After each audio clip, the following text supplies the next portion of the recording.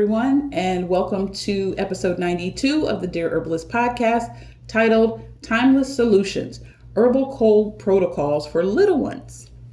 If you are new to this channel, thank you so much for tuning in. You are most certainly welcome. And if you're a returning listener, thank you so much for your continued support. I hope that you are truly learning a lot from this podcast. Thank you so much for your continued support. I definitely appreciate that. So let's get into this. Timeless solutions for herbal cold protocols for little ones. Now, I don't know how many of you out there have children's, cousins, nieces, nephews, whoever, but this is the time oftentimes where colds can kind of rear their ugly little heads, and so when they rear their heads, we want to make sure that we have a solution, right? We want to make sure that we're ready.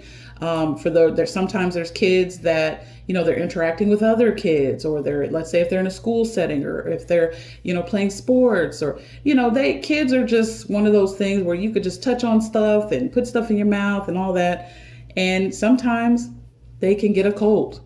So I decided to talk about this tonight because I think it's important that we look at a protocol that could help our little ones, because when they get sick, it's not fun at all. And in some cases, especially in those serious situations, right, RSVs and these type of things, as a parent, you can kind of feel helpless if you don't know what to do.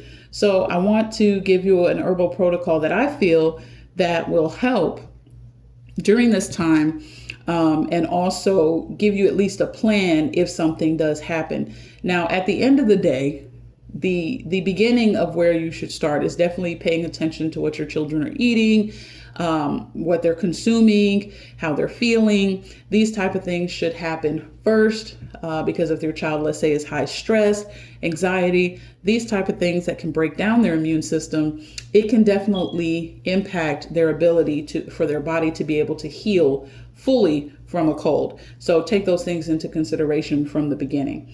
Now, let's talk about a cold. Now, we hear it all the time. What is a cold, cold, cold, cold? So what is a cold? Now, the common cold is a viral respiratory infection. It's often mild and characterized by symptoms such as coughing, runny nose, and fatigue.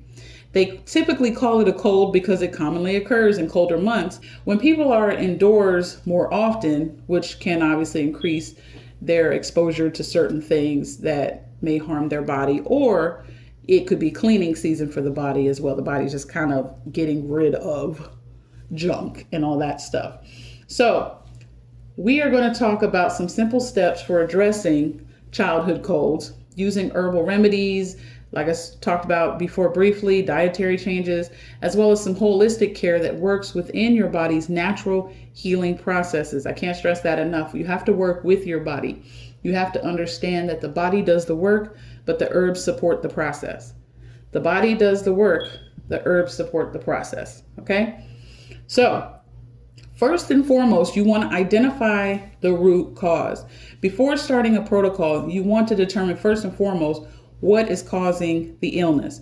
So if your child has an onset of a cold, is it a viral infection? Is it toxic exposure? You want to make sure that you understand what's really going on so that you can really have a solid plan. So let's say it could be a viral infection. Now, signs of a viral infection are gradual onset of symptoms like a low-grade fever, runny nose, cough, watery eyes, mild body aches. Okay, and these symptoms often worsen over 1 to 3 days, but they tend to improve with rest and hydration. Now, if there's a toxic exposure, or some kind of a toxin exposure, I should say, then sudden symptoms like sneezing, watery eyes, throat irritation, or skin rashes after exposure to these chemicals, it could be smoke, it could be mold, those type of things, that is typically what could happen. Now, it comes with little to no fever and rapid improvement once the exposure has actually been removed. So once the body does everything it can to address the irritant or the toxin exposure, to clean it, to get rid of it. It'll sneeze to get it out of your nose. If it's in your eyes will water to get it out of your eyes. Irritated throat, coughing, all this stuff to just get it out. The body's activating everything it can to get rid of the smoke, the mold, or whatever type of chemical or irritant that you have been exposed to. Now, how do you confirm which is which one you got? First of all, you have to observe. So note when the symptoms began and any potential triggers. Is this a new environment? Did you just change over your diet? Is there some type of illness spreading throughout your household? Is somebody else already coughing, sniffling, sneezing, and touching everything? So observation, that is what you need to do first. The other way you can confirm is look at the consistency of the symptoms. Now, viral infections often persist or evolve, while toxin exposure symptoms kind of fluctuate depending on the exposure. So if you have too much of a toxin in the body, the symptoms could be higher than if it's lower. Let's say you may have a little bit of smoke, right? Then your symptoms may be a little bit lower. But either way, it tends to fluctuate. While viral infections, they kind of persist or they evolve. They kind of have a steady cadence to them. Okay, so that's how you can kind of confirm which one it is. Now let's look at what the body is doing during the time of a cold. When faced with a cold, the body activates its defenses. The first thing you will see is a fever. The body elevates its temperature to kill any type of viruses or bacteria that are in the body, or whatever type of toxin, or I should say pathogen that is there. Number 2 is mucus production. So you will see a heightened level of mucus production because mucus is designed to trap germs, trap toxins. It helps to get rid of them while coughing, sneezing, or a runny nose. So the way I like to look at mucus production, it's almost like, what was that movie where that little jelly guy, he was like a little scary jelly dude that just rolled over his victims and rolled them out. It's probably not a good analogy, but it's almost like a blob, but it has good stuff in it, you know what I mean? So it kind of wraps itself around the irritation or, the whatever bacteria, whatever it is, it wraps itself around it and it finds ways to get it out of the body. So you could sneeze, you could cough, you could have a dripping runny nose. That's where the mucus production happens. Number 3, coughing and sneezing. So like I said before, when you cough, it's clearing the airways of irritants and mucus. So this is what the body is doing. Another one is fatigue. These are signals that you need to rest because this will allow your immune system to focus its energy on healing. Anytime you're up and running around and doing stuff and talking and thinking, moving your eyes, moving your face, everything that you do, it requires energy. Everything that you do. You shake your head, that's energy. You blink, that's energy. You're talking on the phone, energy. You're playing video games, energy. You're watching TV, energy. Okay? And if you're requiring that your body uses all this energy to keep you going, to do activity when you have an active cold going on, the body is going to signal you that you need to rest. What is that? Fatigue. That means you need to sit down or lay down and rest. Okay, so fever, mucus production, coughing and sneezing, and fatigue. These are the body's healing processes. Okay, so you don't want to suppress the cough. You don't want to take energy pills or energy herbs. You don't want to completely stop mucus. You just want to thin it out and help the body support it. And you don't want to, unless it's elevated above safe levels, you do not want to reduce your fever. You don't want to just completely just drop it down. You want to make sure that you keep it obviously safe levels, but you want to make sure that you're working with your body at the end of the day to get yourself to a healing state. So avoid suppressing symptoms unnecessarily. Avoid that and use remedies that actually enhance these natural responses, such as herbs that reduce inflammation or herbs that support mucus clearance and replenish lost fluids. You have to support the body's processes now that you know exactly what it's trying to do. So let's look at really quickly the anatomy and physiology of your respiratory system. There are key components that are impacted by a cold. Number 1 is your nasal passages and your sinuses. These can become inflamed and produce excess mucus, which can lead to congestion. So while the body is trying to address the issue because inflammation is there, right? Because it produces excess mucus to address these issues and it becomes inflamed to address the issues, now there's congestion there. Okay, the next thing, another key component where this is impacted by a cold is your throat. So it's often irritated, causing soreness or coughing. Then your bronchi and your lungs are impacted.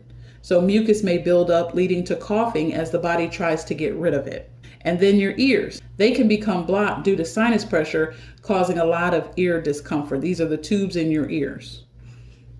Now, how do herbal remedies help? Herbs like pine needles or thyme can soothe inflammation and improve mucus clearance. You can also do steam inhalations to open up airways and reduce sinus pressure. So when you are looking at creating a protocol for managing childhood colds, number one, there's some things that you need to do. So let's kind of outline this here. Number one, set your objective. So you want to address the underlying issue, which could be either an infection of some sort or some kind of exposure to a toxin. And then you want to support the body's natural healing mechanisms safely and effectively. Number two, you want to create a restful environment. So remove any type of overstimulation, screams, loud noises, little siblings coming in, talking in and out, or even a husband, a wife, whoever. Limit noises and these type of things. You don't want to be overly stimulated because remember we talked about energy earlier, and the body needs to focus all of its energy on getting you better. You want to encourage quiet, relaxing activities like reading or even listening to soft music if absolutely necessary. Okay? Only if absolutely necessary. Let's say your child has just woken up from going to sleep, and they're just kind of like, oh, I'm bored. I don't know what to do. I don't feel well, but I need something. Then maybe some light reading would be possible, or listening to some soft music, right? But at the end of the day, you don't want loud noises. You definitely don't want overstimulation.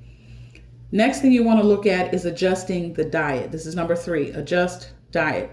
Focus on easily digestible foods during this time and make sure they are nutrient rich.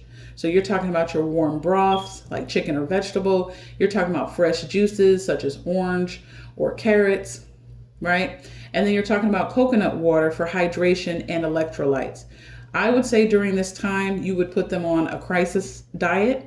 So that avoids sugar, processed foods, dairy, anything that can worsen the congestion. You want to remove these items. Now, some people will say, well, my kid, they only like chicken nuggets and they only eat this, they only eat that. But a child with an active onset of a cold, let me just say, it's not a good idea for them to eat those heavy foods. And as parents, sometimes we have to make those uncomfortable decisions.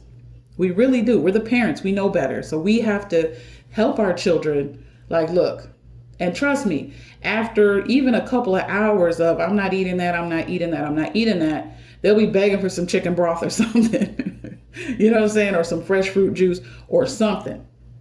Because at that point, it's like, okay, my mom or my dad is not budging. I need to eat something. I got to have something on my stomach. And once your body is satisfied, it'll move on. Okay? So don't cave in to your kids when it comes to that type of stuff. You know that the end goal is to get them better. So you kind of have to just deal with the whining and the I don't want to eat that and the fussing. Just kind of deal with it. It is what it is. It comes with the process. But you as the adult know better. You know the end goal. Okay, no bargaining. No, I'll give you, a few Skittles if you go ahead and drink this chicken broth. Just don't do it. It's not going to help, and it's going to make them get worse. So you don't want to do that. All right. So protocol number 4, simple herbal remedies. Keep it simple. So some simple herbal remedies that you can look at are Eastern white pine tea. These are high in vitamin C. They're antimicrobial. They help clear out the respiratory mucus. They are found abundantly in the wild. And you want to forage the fresh needles and make sure, again, you have proper identification. Okay. Make sure you do that. But Eastern white pine tea, that's a very simple one. I give it to my kids. They love it. It has a light piney taste. It's not overbearing. It's not aggressive. It has a sweet kind of taste to it. It's not gross. So they love it. I love it. Another one, you can do a bone set tea, which can kind of help reduce fever a little bit and inflammation. And then sassafras tea. This one is a good, gentle blood tonic, and it helps support any type of seasonal illness or recovery. Okay, especially if you're somebody that is new to herbal medicine and you're trying to figure this thing out, Just use one herb, one really effective plant at a time. Then as you get more used to things and you're more confident in what you know, then you can start maybe mixing 1 or 2 herbs, and then maybe mix 3 herbs, that type of thing. But keep your herbal remedies 1 herb or 2 herbs at the max, because a lot of these plants have multiple uses. So that's the other reason why you really don't need 14 or 15 or 30 different herbs in one, especially if you're not comfortable or even confident in understanding how to do it effectively. Okay. Number 5, methods to administer your herbal remedy. You want to look at, when you're addressing issues with children as far as common colds, you want to look at teas. Okay, so brew 1 to 2 teaspoons of dried herbs per cup of water, and make sure that you let it steep for about 10 minutes. You can also do steam inhalations, and this is where you boil water and you can add herbs like pine or eucalyptus, and then let your child inhale the steam for about 5 to 10 minutes, and make sure that you are there watching them so that, they don't burn their little faces or, that kind of thing, or they're not tempted to touch the water. Make sure that you're standing and sitting right there with them. And you don't have to do it for long. Again, 5 to 10 minutes. Make sure they're breathing in and out so that you can get that pine and eucalyptus into their respiratory tract. And then the other thing is topical applications. So use herbal poultices to the chest to kind of help relieve that congestion. Now, dosing guidelines. Okay, dosing guidelines. Well, and let me back up really quickly before I end that part of that protocol. The other thing is you want to try to take baths. Okay, I know for some kids I feel so weak, and you can even use cool water, but you want to keep your skin clean, keep the body clean, right? Clean clothes, all of that kind of stuff. You'll be surprised. Some kids may be sitting in their same pajamas or whatever for weeks or a couple of days. No, that is not going to help them. You want to keep their body clean, keep all of, their skin and their pores doing what they need to do, nice and clean, no congestion, because the body is working hard to release and to get rid of the toxins or the issues that are going on in the body. So you want to use that water to kind of wash that stuff away, wash it off your skin. And it's even more relaxing. It kind of helps put the kids in a relaxant state, I should say, so that they can get better and the body can again focus its energy on getting them better. Now let's talk about dosing guidelines and how to monitor symptoms. So generally, you want to consider the age, you want to consider their weight, these type of things.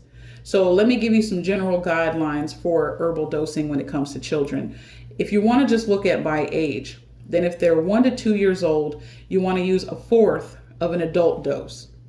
If they're 3 to 6 years old, you want to use 1/3 of an adult dose. And if they're 7 to 12 years old, you want to use about half of an adult dose. So for example, if an adult dose is 1 cup of tea, then for a toddler, you want to give them 1/4 of a cup. Or if there's a child that's under the age of 12, you want to give them about 1/2 a cup. Okay, that's the general dosing guidelines. Now, when it comes to monitoring the symptoms, now you want to look for signs of improvements. This is how you monitor the symptoms.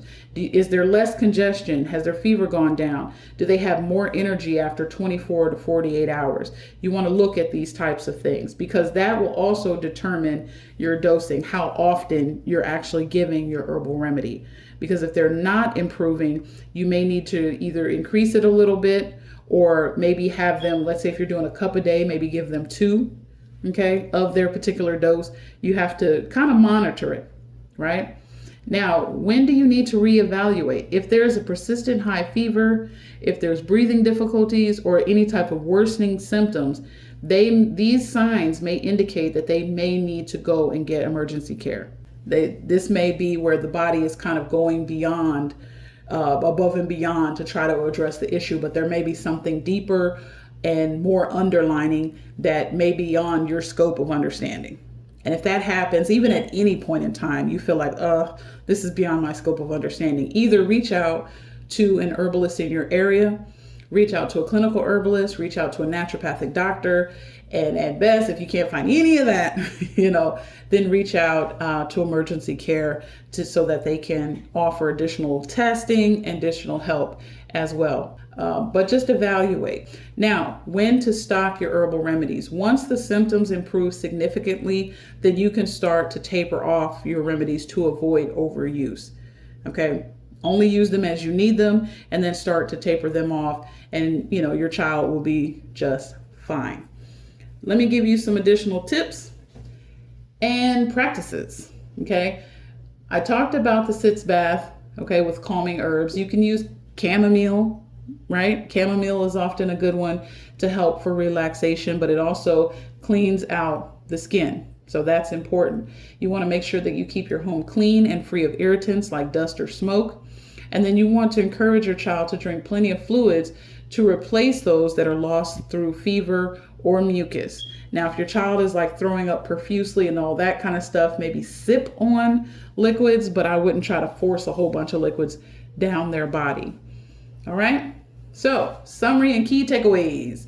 Support your body's natural defenses by addressing the root cause and avoiding unnecessary symptom suppression. Use accessible, time-tested herbs like Eastern white pine and boneset. And that's Boneset, all one word, boneset. Focus on hydration, rest, and a clean environment. And monitor the symptoms carefully and know when to seek medical help. Okay? A lot of times the eyes tell the story. Look into their eyes. If they just look peaked and watery and the kids just look like they have low energy, this is let you know something is up. Especially if your child is usually off the walls, off the chain, and then all of a sudden they're just kind of moping around. Their eyes you just look in their eyes. As moms, we just know, like I look in your eyes, I'm like, something ain't right. Something ain't right. My baby ain't got that energy like they used to have. So we got to fix that. All right. So experiment safely. Make sure you document your herbal processes. Okay. Document. That way, if it happens again, you know exactly what you did, how. Create a herbal journal. All right. If you don't have one, get one. Create an herbal journal and document what you did, how much of it you did, how your child responded to it. Because if it happens again, or may happen to someone else, or even another child in your household, you'll know exactly what you can do, when you can do. And you'll have this information on hand, and you won't let fear take over.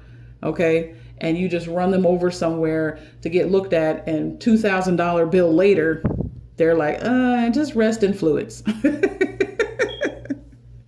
You're like, what? Rest in fluids for $2,000 bill?